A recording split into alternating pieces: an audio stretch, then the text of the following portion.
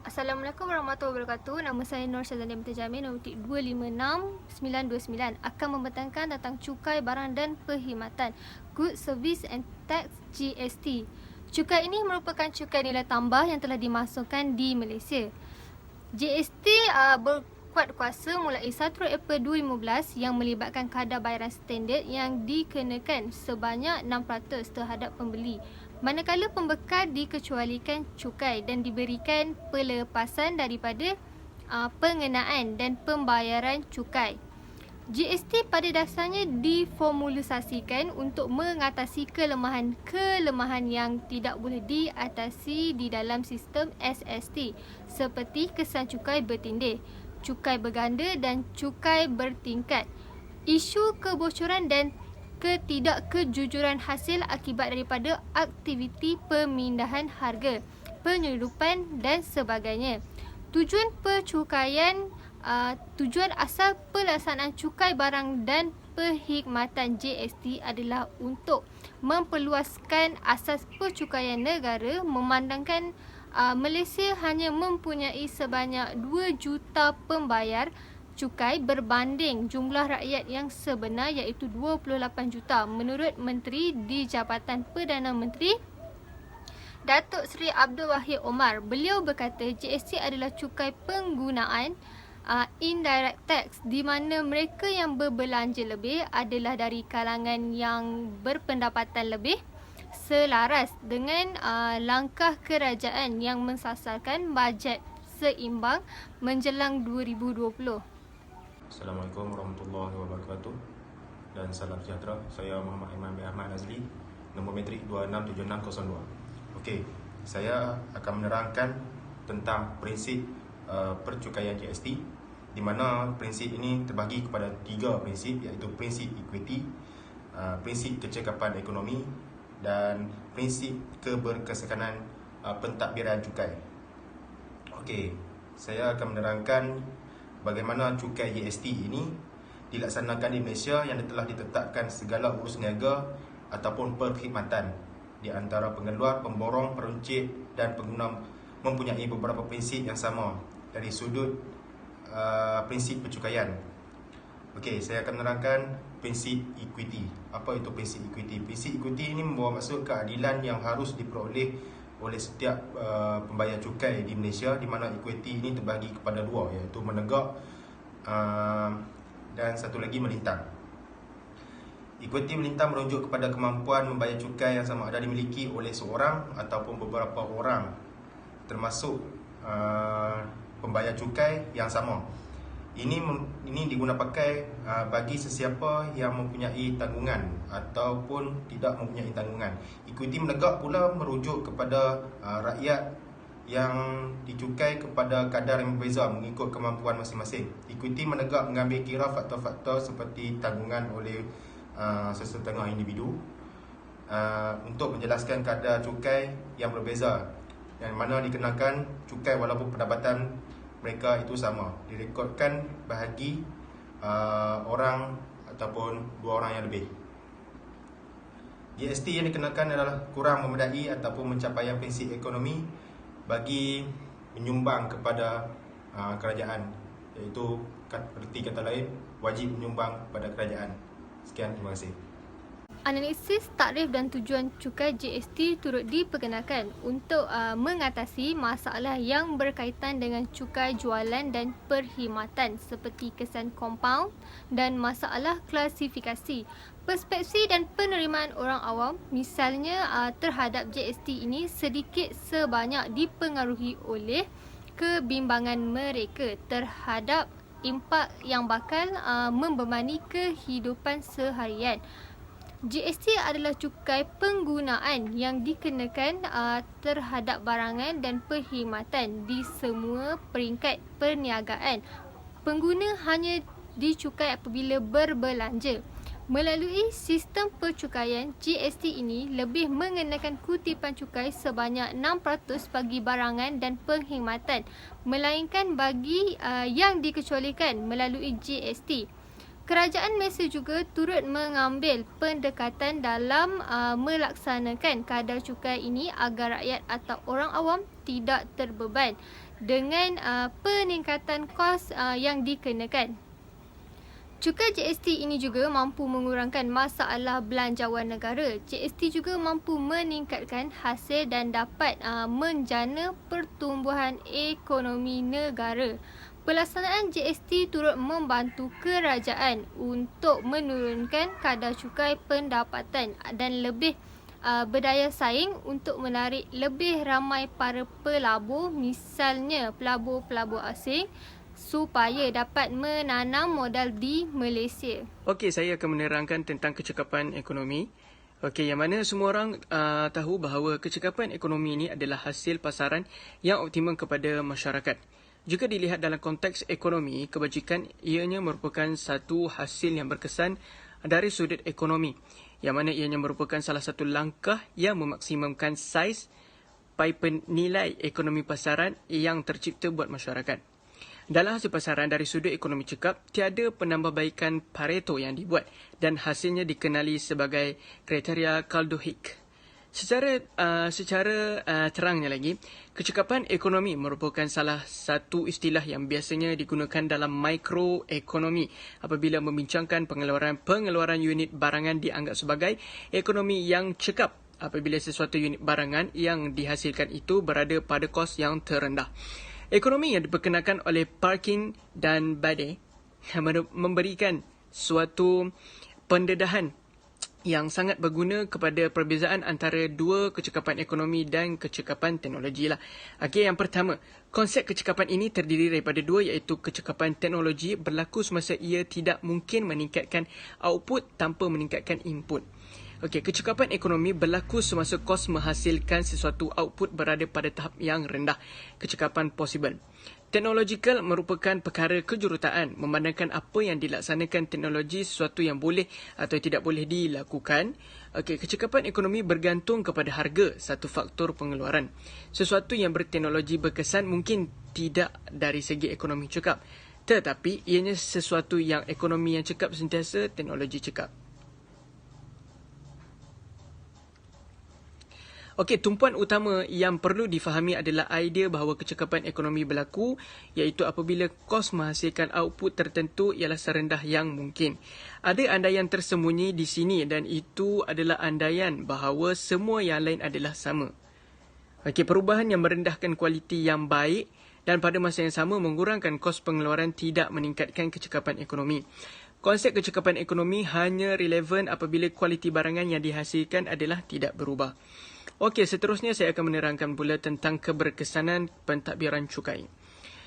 Secara umumnya, negara kita Malaysia merupakan salah satu negara di dunia ini yang mempunyai pelbagai sistem cukai seperti cukai pendapatan, cukai jalan, cukai GST dan sebelum itu wujud juga cukai GST di negara kita pada era ini. Sedar ataupun tidak, bagaimana keberkesanan pentadbiran cukai di negara kita ini? Adakah ianya berkesan dan adakah ianya membebankan rakyat ataupun tidak? Okey. Pentadbiran cukai di negara kita dilihat sangat memberangsangkan. Ini kerana rakyat di negara ini dapat menikmati pelbagai kemudahan, prasarana, fasiliti dan sebagainya hasil dari kutipan cukai di negara kita Malaysia. Tetapi malangnya ada juga kekurangan kerana mungkin cukai ini dibayar oleh semua tetapi manfaat yang diberikan oleh kerajaan mungkin tidak semua akan merasakan manfaatnya tersebut. Namun jika dilihat dalam konteks pada hari ini, cukai-cukai yang dikutip oleh kerajaan inilah yang memberikan kita kemudahan dan perkhidmatan yang baik seperti rawatan di hospital kerajaan yang mana rakyat tidak perlu membayar dengan harga yang sedikit. Rakyat hanya perlu membayar dengan harga yang sedikit, iaitu hanya serendah RM1 sahaja. Bukan itu sahaja, khidmat pendidikan di Malaysia khususnya sekolah-sekolah di bawah Kementerian Pendidikan Malaysia juga tidak perlu membayar yuran bulanan dan sebagainya kerana itu semua telah ditanggung oleh kerajaan melalui pemberian subsidi. Okey, seterusnya ialah analisis tentang klasifikasi cukai yang terdiri daripada teknik cukai, asas cukai dan struktur kadar cukai. Di Malaysia, sistem percukaian yang diamalkan sekarang juga dilihat mempunyai asas yang sempit yang terlalu berpegang kepada cukai pendapatan dan korporat. Ketidaktentuan ekonomi yang menjejaskan hasil pendapatan negara. Oleh itu, GST diperkenalkan untuk mengimbangi asas cukai langsung yang semakin mengecil, iaitu golongan tua tidak membayar cukai langsung dengan cukai tidak langsung. GST juga membolehkan beban cukai diagihkan kepada lebih ramai penduduk. Pengenalan cukai tidak langsung juga melebarkan asas cukai sekaligus membolehkan cukai dipungut dari lebih ramai penduduk. Seperti yang kita ketahui bahawa cukai pendapatan individu ini merupakan penyumbang yang terbesar kepada hasil pendapatan negara Malaysia pada setiap tahun. Ini kerana sebarang pertumbuhan pada pendapatan individu akan memberi kesan yang besar kepada pendapatan kerajaan itu sendiri, di mana apabila pendapatan kerajaan dari hasil cukai ini meningkat, maka pelbagai pembangunan ia akan dilakukan oleh kerajaan ke atas rakyat, sama ada pembangunan infrastruktur maupun pembangunan sosial. Oleh itu, cukai pendapatan individu ini dilihat mempunyai banyak kesan kepada pertumbuhan ekonomi, pendapatan kerajaan, belanjawan negara dan kesan agihan kekayaan negara. Ini kerana cukai tersebut hanya dikenakan kepada golongan yang bekerja sendiri sahaja dan tidak akan dikenakan kepada mereka yang menggunakan barang dan perkhidmatan yang disediakan oleh kerajaan dan swasta. Maka kesan ke atas ekonomi ialah sekiranya pendapatan individu meningkat, ekonomi dalam rumah tangga akan berkembang dengan baik. Maka pengguna yang berpendapatan tinggi akan terus membelanjakan pendapatan mereka untuk keperluan diri dan juga keluarga. Selamat sejahtera. Nama saya Kanan, anak lelaki Mohan. Nombor metrik saya 253902. Pada hari ini saya akan membentangkan tentang sejarah ringkas GST, Goods and Service Tax, yang dilaksanakan di Malaysia pada 1 April 2015 yang digagaskan oleh Yang Amat Berhormat Perdana Menteri Malaysia yang ke-6, Datuk Seri Najib Tun Abdul Razak. Jadi GST adalah satu cukai yang dikenakan disebabkan oleh penggunaan sesuatu perkhidmatan dan juga pembelian barangan. Jadi ia dikenakan pada setiap peringkat urus niaga di antara pengeluar, pemborong dan pembeli khususnya.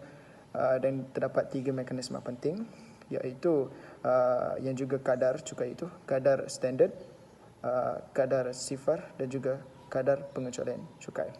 Jadi kita juga akan ada beberapa prinsip penting. Jadi sama ada prinsip itu mencapai tujuan cukai itu atau tidak. So prinsip equity.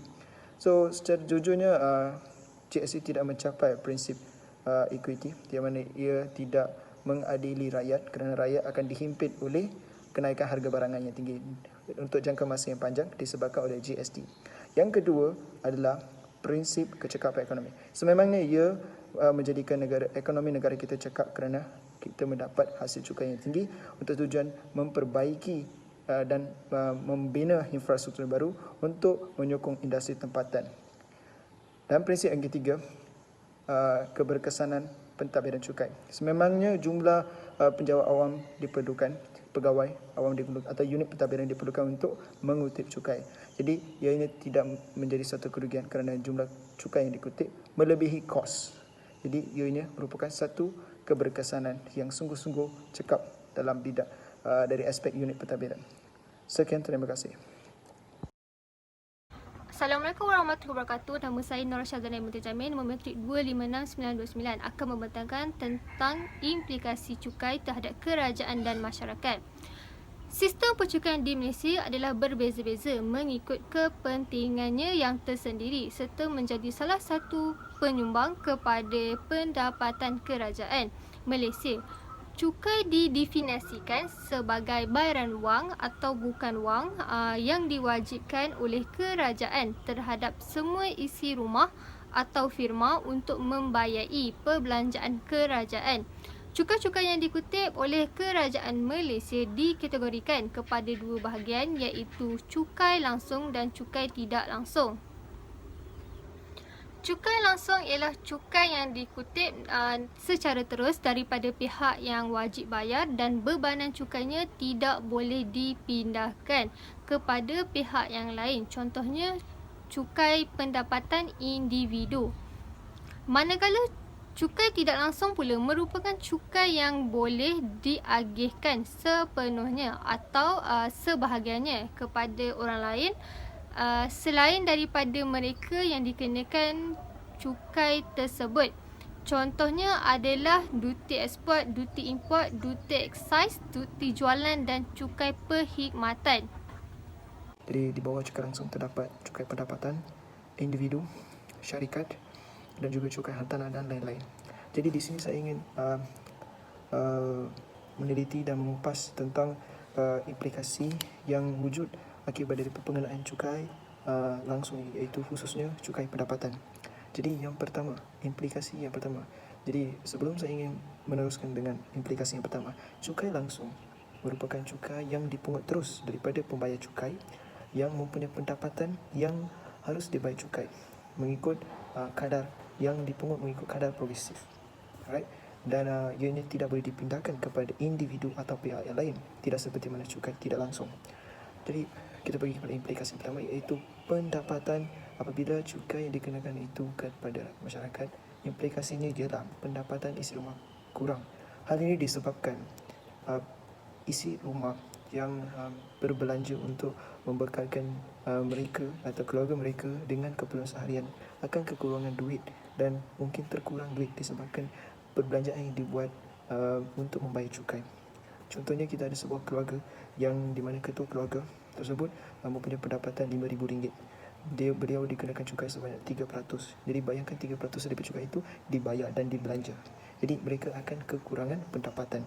Jadi mereka kurang untuk berbelanja dalam perkara-perkara lain dan juga untuk keperluan dan kehendak-kehendak mereka lain. Jadi itu adalah yang pertama, pendapatan isi rumah kurang. Yang kedua, semestinya cukai yang dikutip oleh pihak kerajaan yang bertujuan untuk, kalau diikutkan tujuan dia adalah untuk tingkatkan hasil kerajaan. Jadi memang ia akan tingkatkan hasil kerajaan melalui setiap sen yang dikutip tepat, tidak kurang, tidak lebih, namun tepat dengan cukai yang sepatutnya dibayar oleh setiap pembayar cukai kepada pihak kerajaan. Jadi itulah dia, meningkatkan hasil kerajaan melalui stesen-stesen yang telah diwujudkan untuk membayar cukai, khususnya LHDN yang bertugas bertanggungjawab dalam mengutip cukai langsung. Jadi itulah akan meningkatkan pendapatan negara dan juga akan membantu mereka untuk membiaya program-program pembangunan dan infrastruktur, membaiki infrastruktur di dalam negara. Yang ketiga adalah dari segi apa yang kita boleh panggil sebagai implikasi dari segi tenaga kerja, alright, pekerja yang bekerja di setiap sektor. Dan apa yang kita boleh kategorikan implikasi adalah kesan insentif kepada tenaga kerja. Insentif, gaji merupakan insentif yang paling penting, merupakan motivasi kepada semua pekerja untuk bekerja setiap hari dan untuk maju ke hadapan. Jadi sekiranya gaji itu kurang dan mereka harus membayar sebahagian daripada itu yang dikenali sebagai cukai kepada kerajaan, maka ia akan berlaku satu kesan. Jadi kita akan kategorikan pada dua, yang di mana adalah kesan penggantian. Jadi rata-rata pekerja bila dibayar perlu membayar cukai yang banyak, mereka akan merasakan bahawa adakah mereka perlu bertukar ke pekerjaan yang lain yang tidak perlu membayar cukai langsung, atau mempunyai gaji rendah, ataupun terus tidak mahu bekerja bersara. Okey, ataupun kita boleh panggil konsepnya sebagai penggantian ini kita boleh gunakan sebagai dia akan menghadapi atau menggunakan kaedah pengelakan cukai. Dia tidak akan membayar cukai. Jadi itulah kesan penggantian. Yang kedua adalah tentang kesan pendapatan. Pendapatan yang diterima oleh rata-rata rakyat Malaysia akan juga kurang. Right? Jadi apabila ianya kurang, kerana mereka perlu memberikan sedikit daripada pendapatan mereka untuk tujuan disumbangkan kepada kerajaan. Jadi mereka merasakan yang walaupun mereka bekerja 8 jam sehari, mereka hanya mendapat RM3,000 berbanding RM5,000. Perasaan RM2,000 itulah contoh. Jadi mereka merasakan mereka perlu bekerja lebih masa untuk mendapatkan gaji RM5,000. Right? Jadi Di sini mereka akan berasa bosan, keletihan, kepenatan dan ala ada yang akan mengalami masalah kesihatan, fizikal, stres dan sebagainya. Seterusnya menurunkan kadar kualiti hidup masyarakat. Jadi yang keempat adalah kesan Keluk Lefa. Jadi Keluk Lefa ini dia ada satu peringkat di mana semakin tinggi kadar cukai yang dikutip, semakin tinggi cukai yang hasil cukai yang dikutip. Namun dia tidak begitu. Ia akan berkurangan setelah apabila rakyat berpendapat bahawa mereka terbeban oleh jumlah cukai yang tinggi. Jadi mereka merasakan bahawa mereka akan mengikut jari dengan penghilangan cukai dan mereka akan berhenti kerja, mereka akan beralih ke kerjaan yang kurang pendapatannya, yang kurang cukainya ataupun berhenti kerja. Jadi mereka akan berasa tertekan dan mereka mungkin akan melakukan sebarang mereka akan bersuara kerana cukai di tengah terlalu tinggi. Jadi itu adalah Keluk Lafe. Jadi Keluk Lafe ini memang menjadi bentuk di mana kerajaan perlu sedar bahawa mereka tidak boleh menaikkan cukai yang terlalu tinggi. Namun kadar cukai yang paling tinggi mengikut suatu kajian mendapati ianya boleh ditingkatkan sehingga 70%. Namun ianya tidak sahih, namun ia bergantung kepada kesediaan dan ketersediaan rakyat serta bagaimana kerajaan ingin menyediakan insentif atau potongan bagi cukai tidak langsung, pengurangan bagi cukai tidak langsung dan pemberian insentif dan program-program pembangunan yang lain bagi rakyat setelah mereka mengutip cukai yang lebih banyak. Jadi yang kelima adalah penghargaan semula pendapatan.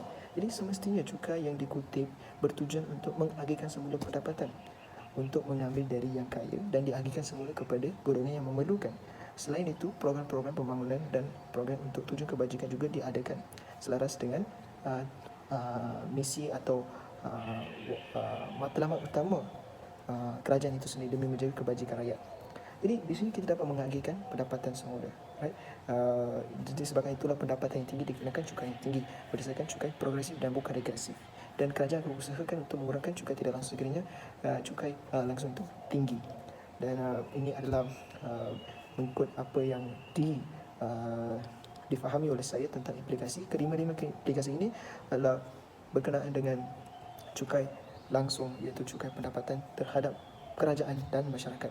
Sekian sahaja daripada saya. Terima kasih. Assalamualaikum warahmatullahi wabarakatuh. Saya Muhammad Iman bin Ahmad Nazli, nombor menteri 267602. Okey, saya akan meneruskan kepada cukai jualan. Okey, cukai jualan ialah merupakan cukai berperingkat tunggal di mana ia dikenakan pada peringkat pengikutkan ataupun pengeluaran di Malaysia. Ia menjadi keperluan ataupun jenis pengeluaran barangan yang mendapat lesen di bawah Akta Cukai Jualan 2018. Okey, kerajaan mengutip cukai jualan di peringkat pengeluaran sahaja dan elemen cukai jualan yang tertanam dalam harga yang dibayar oleh pengguna, iaitu kita sebagai rakyat, kita bayar cukai. Okey, cukai jualan adalah cukai seperingkat ataupun yang dikenakan sama ada di level ke semua jenis barang yang bercukai ataupun dikilangkan dan diimport ke dalam Malaysia. Okey, cukai jualan hendaklah dilabelkan ke atas apa-apa barangan pengimport yang bercukai ke Malaysia seolah-olah satu duty custom ataupun satu duty exercise. Okey, cukai jualan bagi petroleum kita sebab dia cukai jualan dikenakan pada kadar tertentu yang berbeza pada barangan cukai yang lain. So kita tengok kalau petroleum dia kan harga berubah-ubah. So sebab dia peringkat barangan dunia. Okey, seterusnya kita pergi ke barangan bercukai. Itu barangan bercukai adalah jenis kelas ataupun jenis barang yang tidak dikecualikan daripada cukai jualan. Nilai jualan barang bercukai bagi tujuan pendaftaran mana-mana penghilang ataupun yang ditetapkan oleh menteri dalam perintah cukai jualan. Okey, hari ini menteri boleh menetapkan masa yang berlainan bagi cukai jualan menjadi genap masa berkenaan dengan petroleum tertakluk pada syarat-syarat yang difikirkan ataupun tiada cukai yang perlu dibayar atas pembeli oleh perolehan daripada penghilang berdaftar ataupun tidak berdaftar.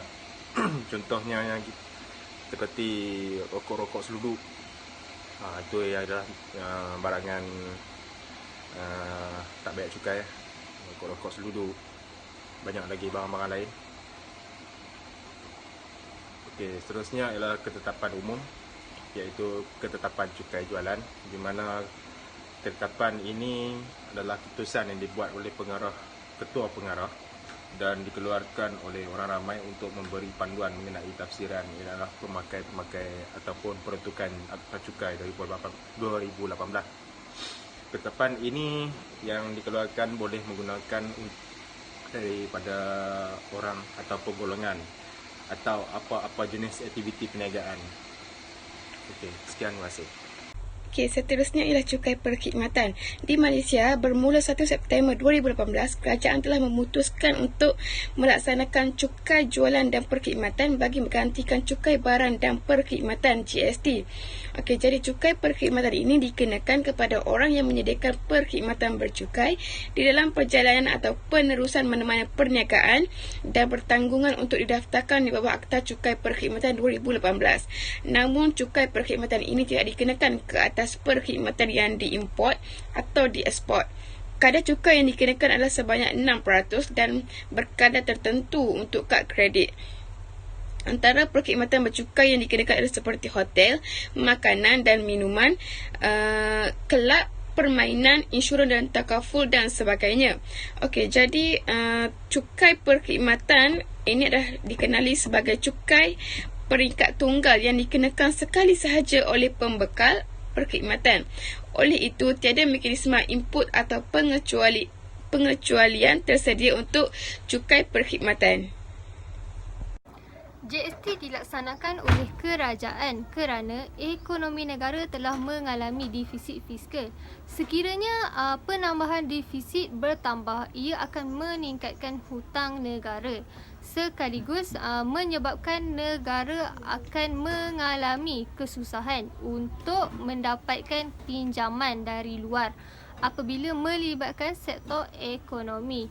Oleh sebab itulah, kerajaan telah memperkenalkan cukai GST untuk memastikan ekonomi negara berada dalam keadaan stabil. Selain itu, implikasi cukai GST terhadap masyarakat juga menunjukkan bebanan yang paling tinggi bukannya ditanggung oleh masyarakat yang berpendapatan sangat rendah atau berpendapatan sangat tinggi. Ianya ditanggung oleh golongan yang berpendapatan pertengahan bawahan. Cukai GST yang dikenakan kepada rakyat juga akan dipulangkan semula kepada rakyat. Contohnya ke arah pembinaan infrastruktur, jalan, sekolah dan pelbagai lagi. Oleh itu, pengenaan bayaran cukai ini mempunyai kebaikannya yang tersendiri dalam memastikan kesejahteraan rakyat terjamin dan ekonomi negara terus meningkat dari masa ke semasa. Assalamualaikum dan salam sejahtera. Saya hari ini akan menerangkan tentang cukai SST. Jadi, cukai SST yang pertama sekali mula diperkenalkan menerusi Akta Cukai Jualan tahun 1972 dan Akta Cukai Perkhidmatan 1975. Ini yang pertamalah sebelum ianya dimansuhkan dan digantikan dengan cukai GST pada tanggal 1 April 2015. Namun selepas itu, kerajaan telah memperkenalkan semula SST 2.0 yang mana ianya tertakluk di bawah Akta Cukai Jualan 2018 dan Akta Cukai Perkhidmatan 2018. Okey. Jadi adakah cukai SST ini baik ataupun buruk? Jadi sama-samalah kita saksikan sebenarnya kedua-dua ini ataupun cukai GST dan juga cukai SST ini sebenarnya adalah cukai penggunaan. Okey, yang mana seperti mana kita tahu, GST dikenakan pada kadar 6%, manakala SST dikenakan kadar SST berada pada 10% untuk cukai jualan dan 6% untuk cukai perkhidmatan yang dikenakan ke atas pengeluaran dan perkhidmatan akhir sahaja.